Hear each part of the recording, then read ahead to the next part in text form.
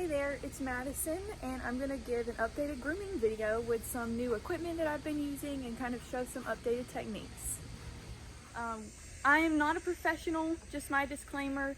These are things that I've picked up along the way after grooming my own Goldens at home for a while and starting in dog shows within the past year or two. It's going to be covering bathing your dog, drying, and trimming of a Golden Retriever, as well as tips on shedding and other things like that. So stay tuned and watch if you want to learn how to groom your Golden Retriever at home. Roxanne is going to be my lovely model today. So I'm just going to give you a look at what her coat looks like right now. She's looking a little raggedy and could use some work for sure.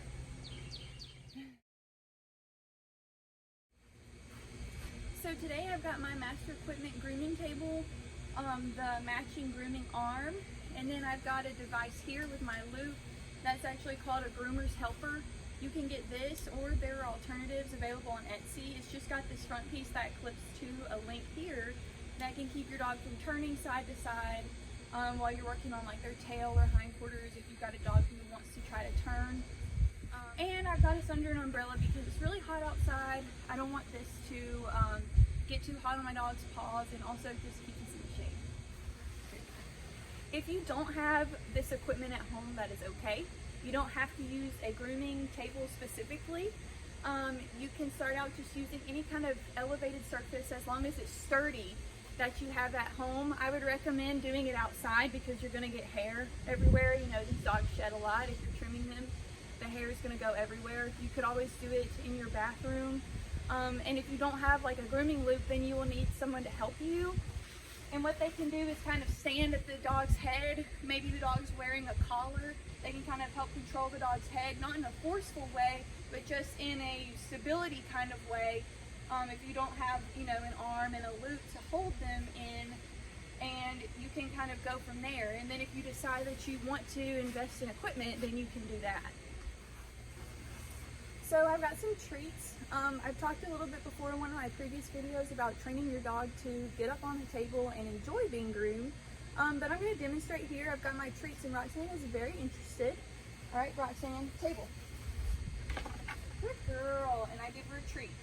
Some dogs may just put their front feet up on the table. If you're just starting out, they may just show interest in the table without actually them putting their feet there.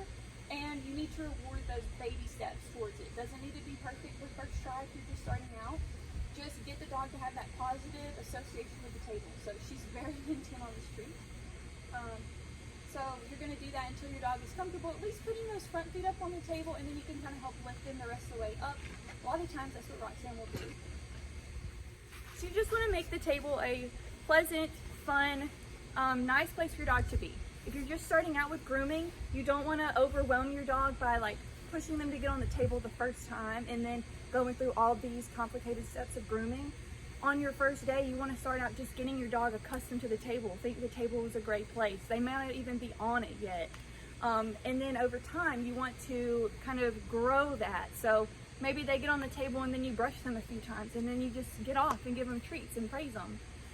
Until gradually your dog is able to stay on the table for longer. They'll tolerate being in a grooming loop so that they can stay still. They learn how to stay still on a table. And just gradually build that up. Don't ask for everything from the beginning, or you're going to put too much pressure on your dog and make them have a negative association with that table and make it a lot harder for you down the line. Another thing about table safety is never, ever, ever leave your dog unattended on the table, especially if they are in a grooming loop. Do not ever walk away from your grooming table with your dog in a grooming loop. This is just a rule of thumb that I try to live by.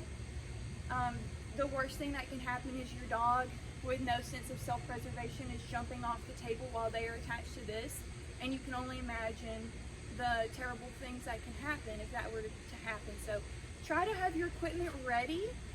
Go ahead and have all your equipment ready at your table before you start the grooming process so that you don't feel like you're having to come and go and leave your dog. If you do have to leave your table, you need to take your dog off the table, or at the very, very least, unclip them from this so that if they do jump off, they're safe doing so. Don't be tempted to turn your back on your dog while they still have this around their neck. So starting with some shampoo and conditioner recommendations. The first shampoo that I recommend is the Hydra Moisture shampoo. This is a good everyday shampoo that does moisturize a dog's coat. It has like a light, pleasant scent, but it's not heavily scented. I use this before we go on therapy dog visits just because you don't want your dog to have an overwhelming scent to them, because a lot of people can be allergic to fragrances. So it's very inconspicuous scent-wise. I will say this does soften the dog's coat a little bit, so I would not use this like prior to going to a show. If your dog has coarser hair, then you may like the feel of this. I get comments every time we go on a therapy visit about how soft Roxanne's coat is after I use this shampoo. And just as a reminder, when I say a pet dog, I just mean a dog who isn't going to a conformation show. So this is a great pet shampoo to just use on a regular basis. It has matching, so I like that for every day. If you want your dog to have a little bit more of a scent, a pleasant scent, I really like the Hydra Senses Bliss shampoo.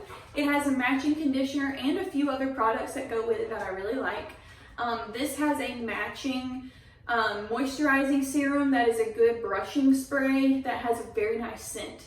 And one of my tips is that I love to use that moisturizing serum, just spritz like 2 or 3 spritzes on my dog after we come in from playing outside or going on a walk. Anything like that where it's like, oh, I just bathed my dog and they already stink again, like a few days later because you've been outside playing and doing stuff like that. The matching cologne or the moisturizing serum are great to just spritz on your dog to freshen them up, and then they don't stink up your house anymore. But I love this when I want my dog to have a very nice smell. It does have a pleasant like coconut type of scent to it. It's not overwhelming if you use the shampoo alone. If you get the conditioner, the scent will be a little bit stronger. And if you get the moisturizing serum, it has a good amount of scent to it. The most scent of all is if you get the cologne version of this, that's also a spritz. I don't love the cologne because it is just so strong. I prefer to spritz my dogs with the moisturizing serum. The Hydra shampoos, they are concentrated, so you get them in the big bottles, but you need to dilute them down. So you can use the Hydra brand of bottles, or you can get some of these. I think I got these on Amazon for way cheaper and faster than I got the Hydra bottles, but it shows you the dilution ratios on here. You put on this Hydra bottle, you fill it up with water to whichever line, and then fill it up with product the rest of the way. So you can use a little bit of product and it goes a long way. Just a note, if you're using the shampoo that is diluted, you need to use it all in like one day. Clearly, so a lot of times I dilute my products in a 1:4 ratio when I'm using the Hydra shampoos. But if, let's say I fill it up, you've got it filled all the way up to here, it leaves some room at the top so you can shake it up and it forms some bubbles in the top, is why you've got that extra room after the top of the line. Let's say I only use this much when I'm bathing my dog, and so I've got, almost half the bottle left over. You cannot wait to use what's left in the bottle on a later date. You need to use it all in the same day, or just get rid of whatever you have left. Because if you let the stuff sit in the bottle and then use it to groom another dog later, bacteria can and will grow in the solution, and it can give your dog like skin problems and cause them to get like a nasty rash and infection. You don't want to introduce that to your dog's skin. So like when I'm using this on Roxanne, I don't use it sparingly. I really spray her down with this stuff because I know that if I have any left over, I'm not going to be able to use it anyway unless I'm grooming one of my other dogs with the same product that same day. So my final shampoo recommendation is going to be Christensen Fair Advantage 2-in-1 shampoo and conditioner. I use this on my show dog. It is great because it moisturizes his coat without making it too soft. So he has a coat that is the correct texture for the breed already, and I don't want to alter that in any way. So it moisturizes him without making him too soft. It gets him clean. It has a pleasant scent. Some people, I don't think, love the scent of this product a whole lot. They kind of compare it to like an old lady smell. I don't know how I would describe that. Honestly, it doesn't really smell similar to much of anything I've ever smelled before. I will say, I feel like I have to use a lot of this product to really clean my entire dog. At least when it comes to my Golden, who's about 65 pounds. The Hydra products, you can use less and get greater volume. Like, I typically don't even use this whole bottle full with the Hydra products to wash any of my dogs. So just keep that in mind. This is fairly expensive. It is not a shampoo that needs to be diluted. You just pour it directly from the bottle onto your dog and wash away. So keep that in mind. But I do really like this shampoo. It's helped my Golden's coat stay in great condition. I like all of these shampoos and recommend them all, but I use them all for slightly different purposes. If you need just an everyday shampoo that's gonna last you a long time, I would get this, the Hydra Moisture Shampoo, and you could get the conditioner if you wanted to. And then you could get the moisturizing serum spray that's in the Bliss scent to just freshen your dog from when they come in from outside and they're a little bit smelly but not quite ready for another bath yet. That's what I would do. I like, if you are working on de-shedding your dog, is a Kong Zoom Groom. So mine has a little bit of hair stuck in it, but it's basically a rubber curry comb for your dog.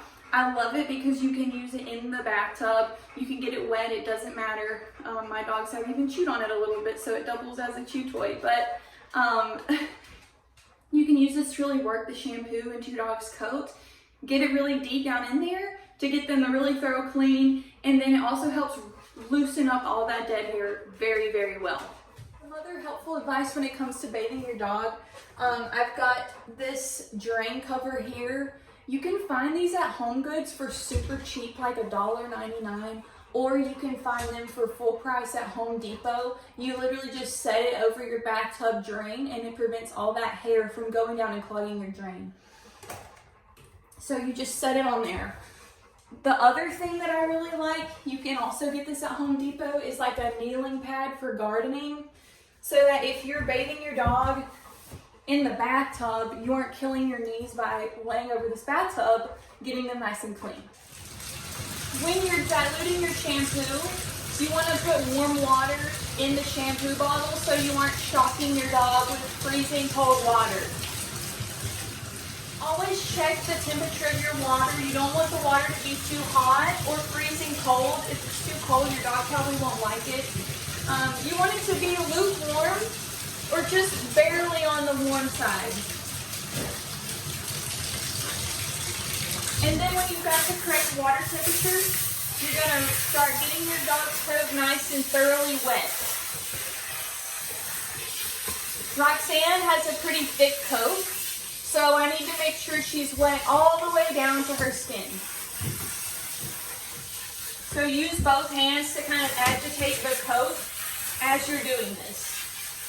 A quick piece of advice is if you wash everything below the dog's head first and leave getting the head and the very top part of the neck wet until last, they're less likely to shake and splatter you everywhere with water.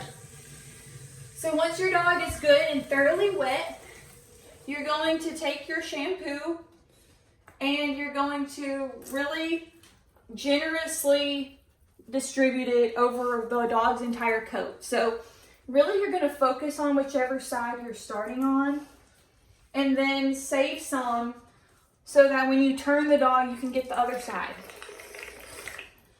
Make sure to get their belly. So you've got shampoo on your dog. You're going to use your Zoom Groom or just your hands and really nicely massage this into your dog's coat. You can start out by using your hands and give your dog a nice massage so that they feel like this is very pleasant. They like being bathed. Helps them relax and learn to enjoy getting a bath. Typically, Goldens love water though, so that isn't usually too much of an issue with Golden Retrievers. Front legs. Also, don't forget to get in the armpits, so between the elbow and your dog's chest. Once your dog is fully shampooed, except for the head, this is the most important step of all, which is thoroughly rinsing the dog. You want to make sure that water runs clear without bubbles before you're done rinsing. Their hair is pretty thick, so you want to make sure that you get everything all the way down to the skin, or else you can cause your dog to get hot spots. So rinse, rinse, rinse, and then rinse some more. Even when you think you are already done rinsing, continue to rinse a little bit more.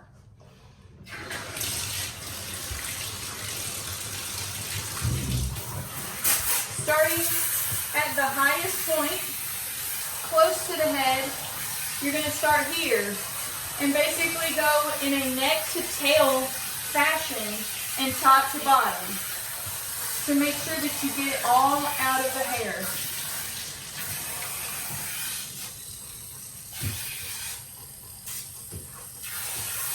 Use your other hand to agitate and get that hair out of the way to make sure you can get water rinsing all the way down to the skin.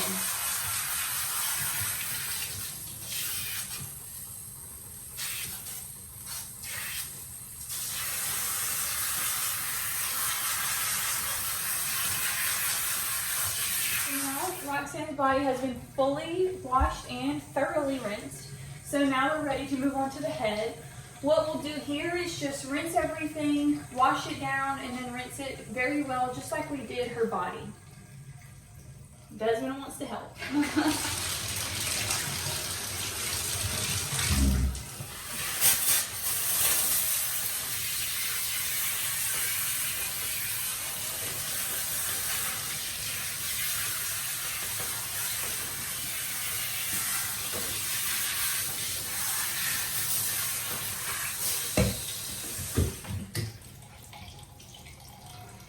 My hand on her head to try to discourage her from shaking, because I'm not ready for her to do that. I let her do it at the very end. I try to get them to hold off until then. Scrub the head really well, get the top of the ears, get under the ears and behind the ears. They tend to get a little greasy right there in between baths. Good girl. Good girl. Good baby.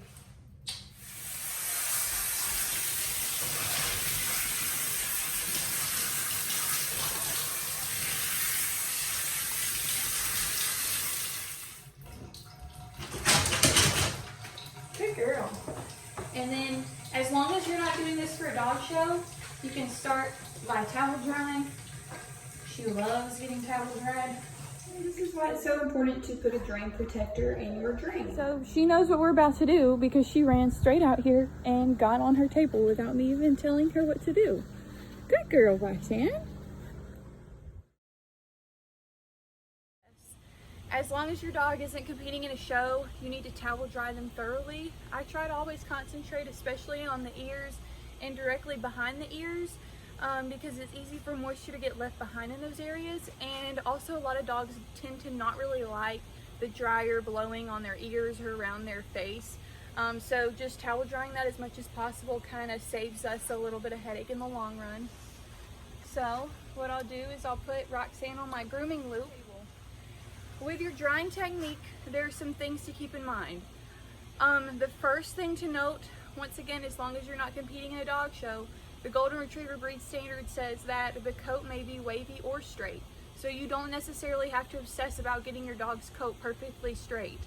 As a matter of fact, a lot of these dogs have a very thick coat, and so something that can save you time and energy when you're drying them is to actually back blow the hair backwards first and then come over it to smooth it down afterward.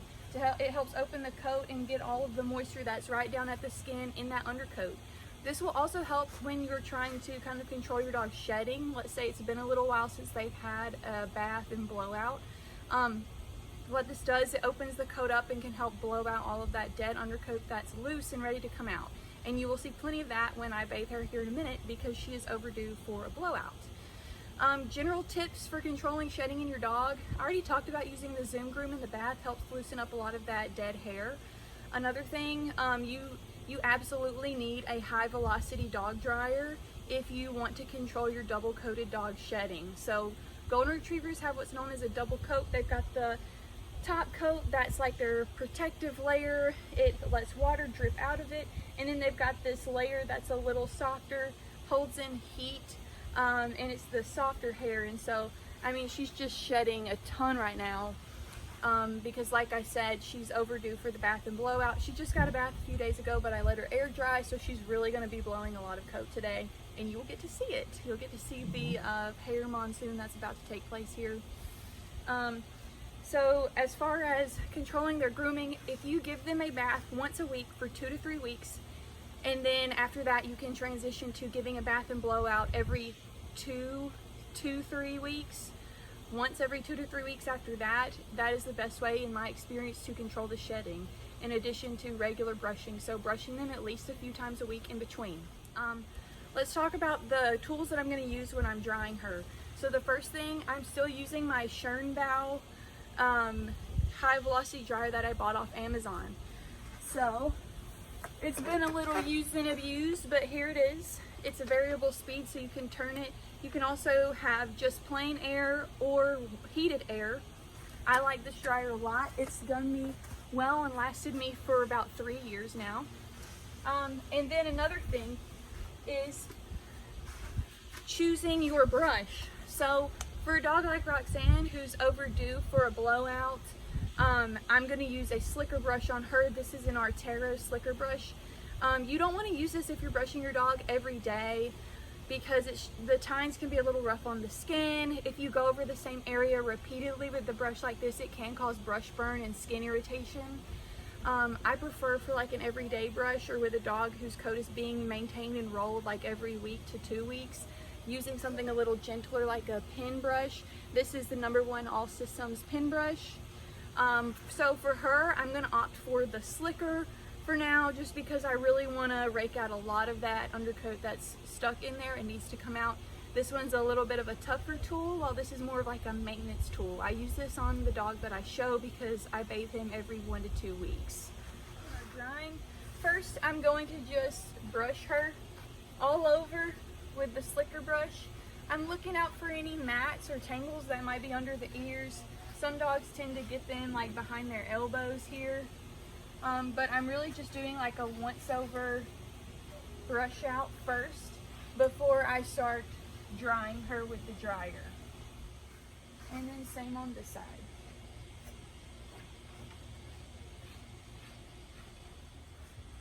Alright, now that she's brushed out, we're ready to start drying.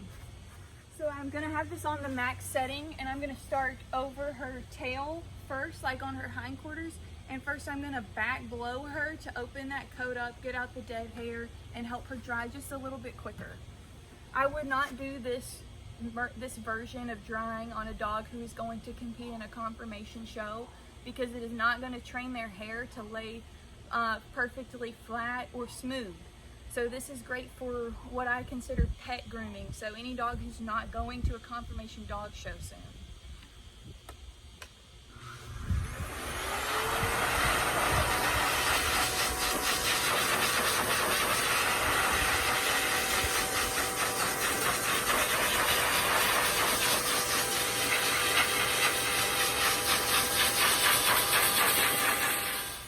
So what I'm doing are small circular motions directed straight into her coat, alternating brushing with not brushing, just so that I don't over brush that area and cause brush burn. If you feel like an area isn't dry or fully blown out and you still want to brush but you've used the slicker a good bit, I would switch to something gentler like the pin brush, just so that you're not irritating that skin. So you're doing the small circular motions while the hair is coming out. And once that hair is totally dry as a bone, you can move on to the next area. And you're going to repeat the same thing on the other side. One of the reasons why I like this dryer is because you can turn the speed down to do ears and the head without really aggravating the dog. So I'm going to turn my dryer down to half or a little less than half strength and blow her ears out, making sure to also get behind and underneath her ear. A trick that you can do if the dog doesn't like their ears being dried is take the ear and fold it. A lot of times they don't like the feeling of the air actually going into their ear hole. So you can actually flip it like this, pull it tight, and then got all of this exposed here that you can then dry without actually blowing air into their ear, which is kind of uncomfortable for them.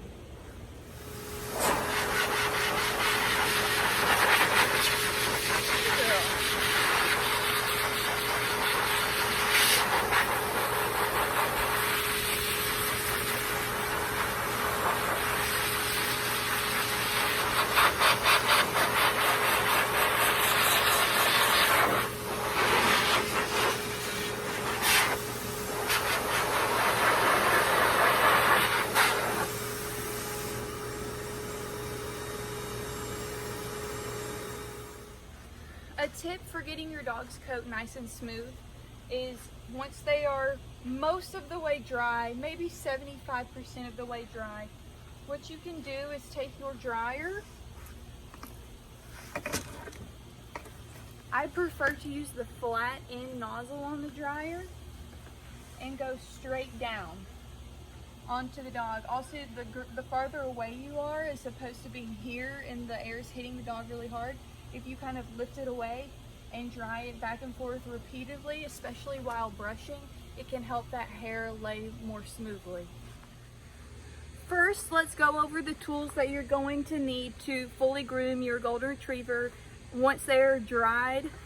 The first tool is just a pair of straight shears. I got these off of Amazon. And a pair of basic thinners. I also got these on Amazon. A pair of curved shears. These have a rounded tip on the end for safety. I like these. I got them on Amazon as well. A pair of baby scissors, so you can find these under like self-care, grooming scissors. These are like nose hair scissors, or they're called embroidery scissors. They are very small and have a very sharp tip. You need this sharp tip. I like these because they have a cover on them. I got these on Amazon as well. They're called smile scissors. You want a Greyhound style comb. I got this one on Amazon as well. Or you can buy like a really nice one. It really doesn't matter, just a straight comb. And something else that's optional is the Andis grooming rake. I think this is the medium one, and I'll show you how to use this at some point in the video. You can use this to kind of thin out the hair on the neck. If they have really thick hair on that neck, you can use this to kind of thin that out a little bit, as well as you can use it around the pants too. Alright, so the first order of business we're going to be talking about is trimming the ears. So this is actually something great to do right after you're done drying your dog. If you leave the ears a little bit damp, it can kind of help you out because you want the ear hair to be just a little bit damp for this part. Good girl. So what we're going to start off with is a comb, like a Greyhound style comb, and some curved shears. So I'll show you. The first thing you're going to do when you're grooming an ear is comb it down. Make sure there are no tangles. You don't want any mats back here behind the ear either. Comb it all down. Then you're going to take your curved shear and you're going to cut in the shape of a candy cane, being careful not to nick their ear leather. So when I say candy cane, I mean just to like right there. You're not going all the way up the ear. You're going to hold the ear up and do it just in the shape of a hook here. Okay? Then you're going to comb it down and then comb it backwards. This is where it comes in handy if you have a little misting bottle or if your dog's hair is still a little bit moist. You're going to brush all this up and then you can see the wild hair is a little bit better.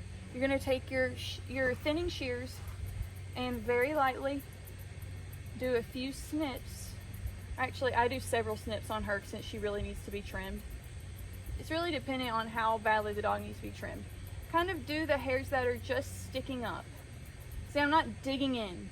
I'm just going on the surface. After you've done a few snips there, brush it out and look at it. She's still got some hairs that are kicking up right here, right through here. So I'm going to repeat it. Brush it up with the comb and then go back in with my thinners just on those areas that are a little bit woolly.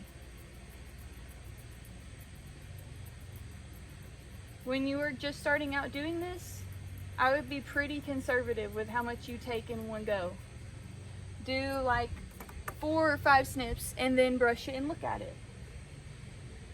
Because fun fact, a golden's ear contributes a lot to their expression. So if your dog's ear is overly trimmed and looks like that of a Labrador, they're not going to have that sweet, soft expression that's characteristic of a golden.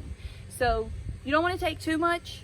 However, I will say for pet grooming, if you're not going to be grooming this dog, you know, every couple of weeks, you could be a little bit more aggressive with how much you choose to take off, just so that it'll last a little bit longer. So you can already see some of this hair starting to look neater. So we're going to brush it down, and now we're going to come back in with our curve shear. You're going to repeat the same steps multiple times so that you end up with a nice clean line and everything looks good. You can also reverse your shear to cut down in here.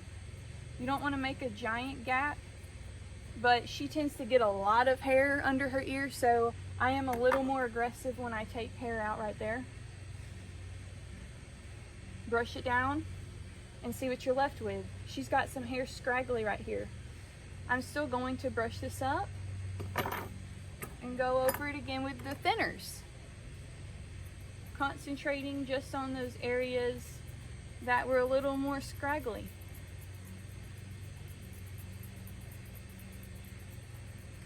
And you can even do a few snips this way diagonally with the direction of the hair to help get rid of any clumps that are under the ear. Brush it out. Look at it again. The line isn't clean along the bottom, so I'm going to take my curve shear and repeat it. Reverse it because I've got some stragglers here. And now look at it. It looks much cleaner than before. It's still not perfect though. You can bevel the edge of the ear if you take your thinners, and then just at the slightest angle, go along the edge of the ear, the bottom edge or the back edge of the ear. She's still got a little straggly hairs coming out right there. So I'm going to come back in with my curved shear and just knock those out. And then you can repeat this however many times it takes to get it nice and even. What do you see over there, huh? Very attentive. Okay, let me show you something about the ears of a golden. Look right here. Roxanne, look right there. This is the ear that's been done. It looks more neat than the other ear. You don't want to go chopping off a lot of this. This is the earring. It helps them look really soft and sweet. You can clean it up if it's overgrown by doing 1 or 2 light snips with the thinners. You can also very lightly thin out the very front of the ear, but nothing drastic. Leave the front of the ear mostly natural. You don't want it to look perfectly smooth like the ear of a Labrador, okay? Because that's not what a golden is supposed to look like. So her ear is much neater on this side than the other side. It's kind of hard to tell because the grooming arm is right there. And then you're going to repeat the same thing on the other side. Good girl. See the difference? That is scraggly, whereas this one is nice and neat. Good girl, Roxanne. Here is a close-up of the scraggly ear that's not been done. And here is a close-up of the ear that has been trimmed. Some dogs get a lot of hair buildup right here. I've just trimmed her right here, so you can't really tell truly how much she had to begin with. But you can take your thinning shears and go at this angle right here to open that up ever so slightly and kind of debulk some of that hair.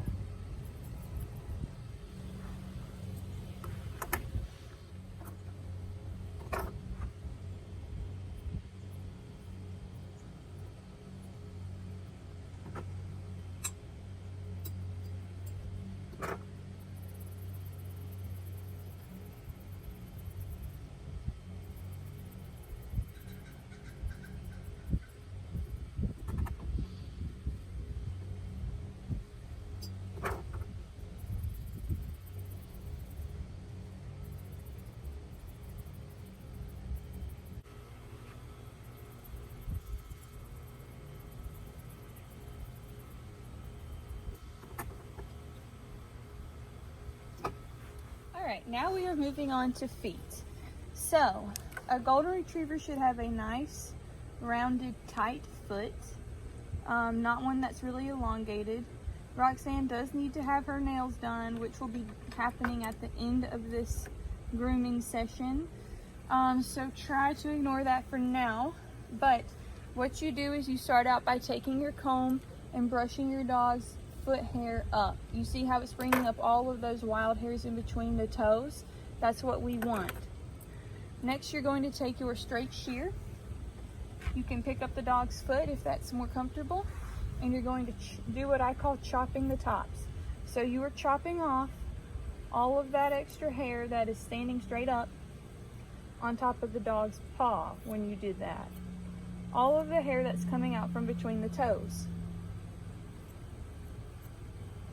Okay, so this is what we have now. It's still overgrown though. So you can brush it up again and repeat that.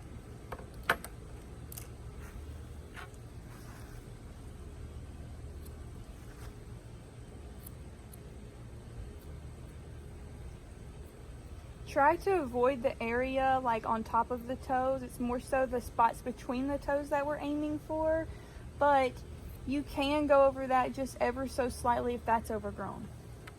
The next thing you want to do is take care of the hairs that are under the paw pad. So I'm going to check. Next, you're going to use your long straight shear and get rid of all of this. You just lay it flat on top of the paw pads and trim in every direction. All right, so now that this is mostly cleaned up, she's got one right here. We're going to start tracing the outline of the foot. Now we're going to start creating an outline of the foot. So you're going to brush the hair down. I prefer to start on the middle two claws right above them and basically make a straight line with my tiny embroidery scissors. You don't want to reveal a ton of the nail because that's just my preference. I don't think that looks good. But you're going to make a straight line there. Then you're going to follow the curve of the paw and start going downwards. So you can hold your dog's elbow for stability to help them stay still. And then you're going to, see I'm going at a diagonal line, clean this up here. You can pick up the foot and continue that nice curved line. There's going to be some hair sticking out right here. I will show you how to get that in just a minute. But we're going to focus on making our lines first. So make your line here, slightly curved, and just continue the curve. Good. You see these annoying pieces of hair right here? You're going to flip your dog's paw over and come in from underneath to get those. So how we do that is flipping it underneath, and then I'll show you. Flip it under, pick up your dog's paw, and then you can go in from here. So you see this overgrown hair right behind the claw? That's what that is. That's where those annoying pokey hairs come from. So I'm just going right there. And this is why you need the super sharp tip on these scissors to do the detail work. You're going to be very, very careful not to stab your dog or cut your dog during this process. And they're not going to want to hold their foot up for the whole entire time. That's okay. Give them breaks, pet them, praise them, give them a treat. Let them take breaks.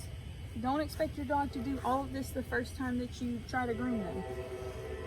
So you see how this is kind of messy? You're just going to go in and kind of neaten that up. Same thing with the front right here. Following it through. You can pick the dog's foot up to help you see the opposite side. Or you can move your body to the dog's opposite side and look through their legs. Although that can be a little tricky sometimes. Okay? Make sure when you set your scissors down, especially really sharp ones like these, that you put them out of the way or cover them with the cover so that you don't stab yourself, your dog doesn't step on them, anything like that. So let's brush this up and see what we've got. You've got some crazy hair sticking out here that I missed the first time. So I'm just going to, at an angle, snip those. And then I'm going to take my thinning shears, and with the nose down on the table, like the end of the shears down on the table, I'm going to lightly go around the foot, helping to round it out. And the key to getting clean lines is to repeat yourself over and over. Do the same steps over and over. Brush it again and then look at it and do it again. And that's how you end up with a clean foot. Alright, so this looks much better than what we started with, and it looks better than this, okay? Is it perfect? No. In large part because her nails need to be done. But see, look, here's a little straggler right here I can just get rid of. So that is the basics of how you do a golden foot. Now, here's your dog's pastern, okay? You don't want to cut off all of this hair, typically, but if you're only going to be grooming your dog every once in a while, you can be a little more aggressive with this. What I like to do is, I'm going to put my lid on these for safety, pick up the curved shear, pick up the dog's foot, rest my shear on the back big pad, or right in the middle of their foot, and just lightly at an angle, snip off the excess that's kind of hanging out at an angle. So it's nothing major. Okay, another thing you can do, make sure their feathers are out of the way. This space on top of the big paw pad, you can take your thinners and horizontally snip, snip, snip, snip, snip, and it'll help keep their paw pads nice and clean.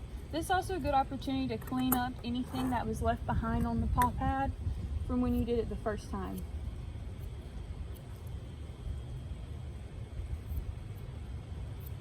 This will help minimize the dirt that your dog tracks into your house as well.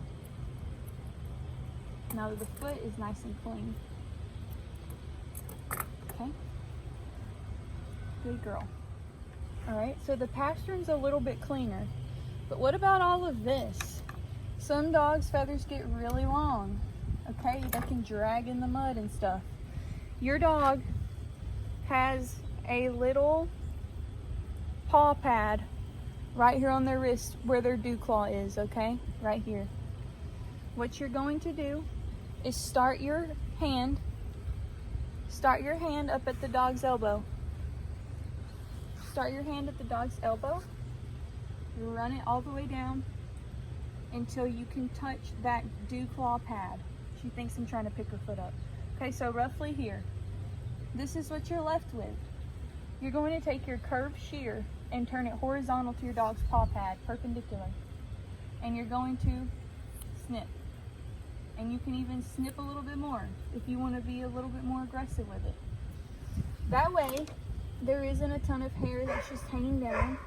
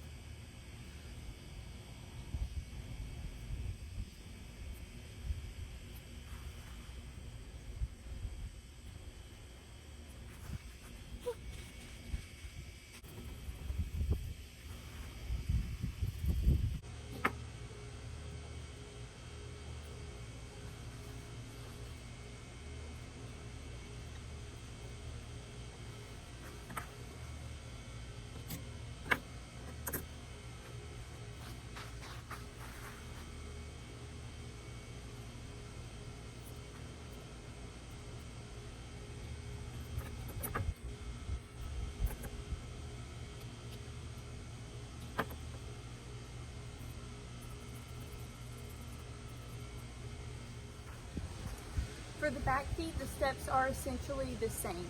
I'll just show you the difference with the Hocks after I've trimmed her feet.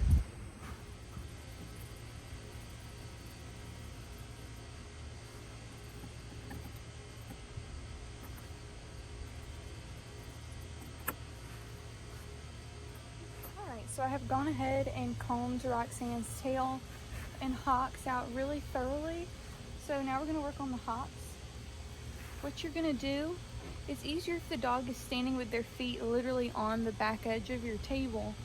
But you're going to brush your Hocks out. This is easier if they're a little moist or if you mist them with a little bit of water. Brush them out to one side, okay? You're going to take your curved shear and set it on this bottom paw pad. And just take a small amount, following the natural curve, a few snips, and then set it down. Brush it the other direction to the other side and do the same thing again. Make sure to hold their foot at roughly the angle they will be at when they're standing. With her, she gets pretty woolly back here, so I'm going to take a decent amount of hair off.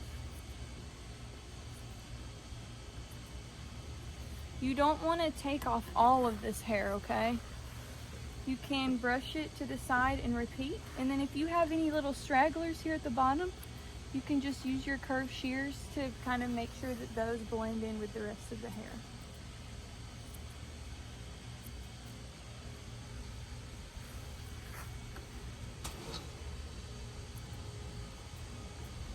Okay. Now let's see what we have when we look from the side. It's a nice clean Hock, okay? We could take some of this off and shape it a little bit more.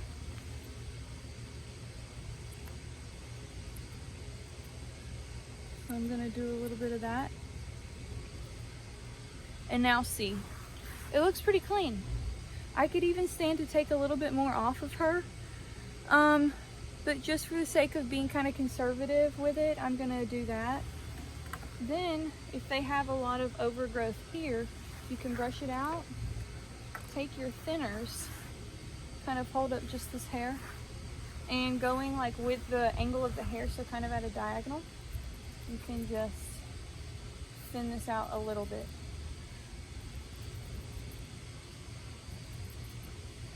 Ever so slightly. So that they're nice and clean right there. And then I'm gonna sort of clean that up so that it follows the line nicely.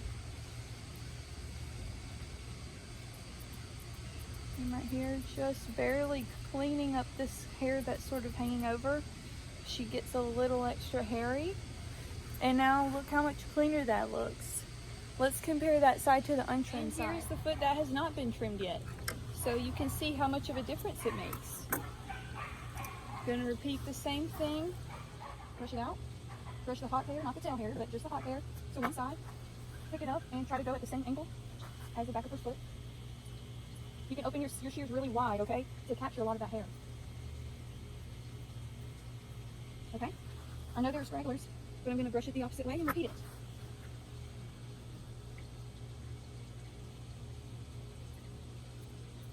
I'm kind of having to contort a little bit to show you exactly what I'm doing. I don't know if this side's going to be as pretty, but that is generally what you do. I like a gentle curve here. And then take a look from each angle and make sure it looks right. Let us have a nice natural looking taper. Okay, much better. Is it perfect? No. But it is a lot cleaner than it was. I'm going to do the same thing with this overgrown hair back here. Good girl. I'm going to see this overgrown stuff. Taking my thinning shears. And I'm going to send diagonal line.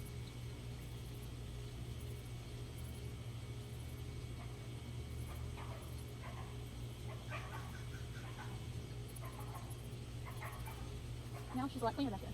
Okay?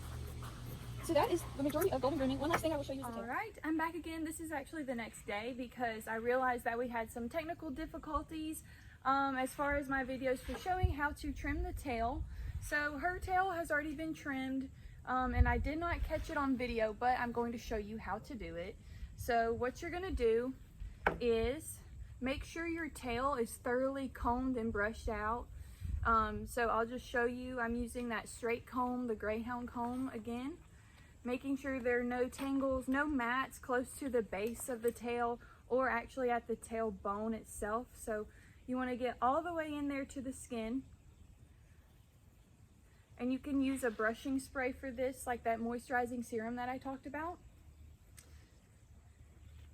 And then, so this is the shape you're going to end up with. But what you do is you're going to start with your curved shears. You're going to take the dog's tail, gather it in your hand all the way down until you feel the end of the dog's tailbone. So right here, I'm pinching past the point of the dog's tailbone. You're going to gather it past that point. Make sure you are past that tailbone. And then you're going to take your curved shear and cut straight across. And if there are any straggly hairs still poking out, you can repeat that. You're going to be cutting off a lot more hair. I'm just kind of cleaning this up because I did the bulk of it yesterday. So it's going to look like this. Then you let it go. Brush it out. Take a look at it. You see how Roxanne's tail has like a rounded nature of the tip of this hair? How I did that, you won't have that after just using the curve shears. What you do is you take your thinners, gather the hair the same exact way, making sure that you are past the end of that tail.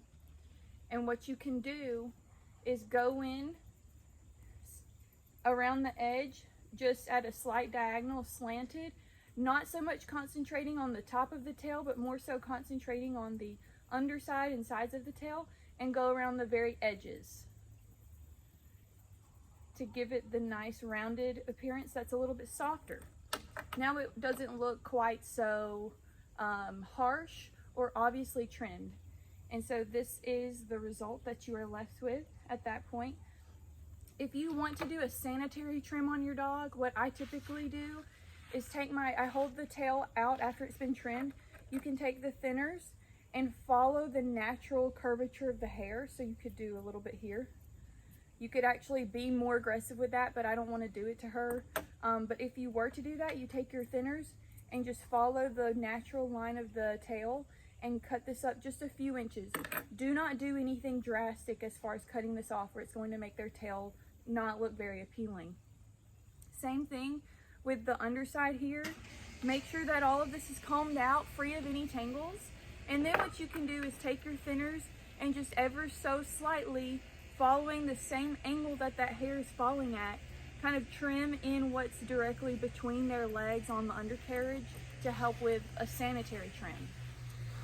All right, the last thing that I'm going to show is how to use the mat breaker. So this is the Andis mat breaker. I think it's the medium strength. And I'm gonna have to take her off of the loop to show you how to do this, because we're gonna be working with this hair here. She doesn't need much because I actually did this last night, but it didn't get caught on video, so I'm just redoing it. But I'm gonna show you the general idea of what I do here. So what you do, this is what you do when you have a lot of hair that's just creating a ton of bulk here on the dog's neck.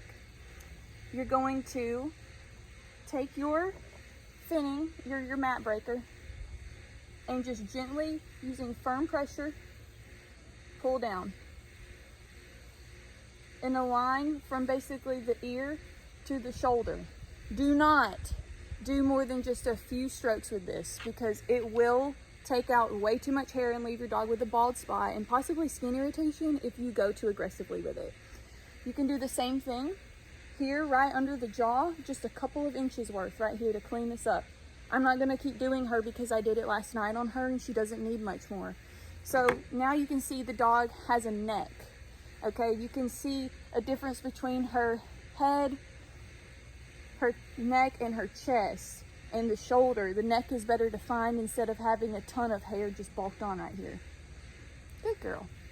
And I recommend you always end your grooming with a treat. Give them a lot of praise, tell them great job, good dog. You can blow them off one more time with the dryer to get rid of any stray hairs that might be left on them.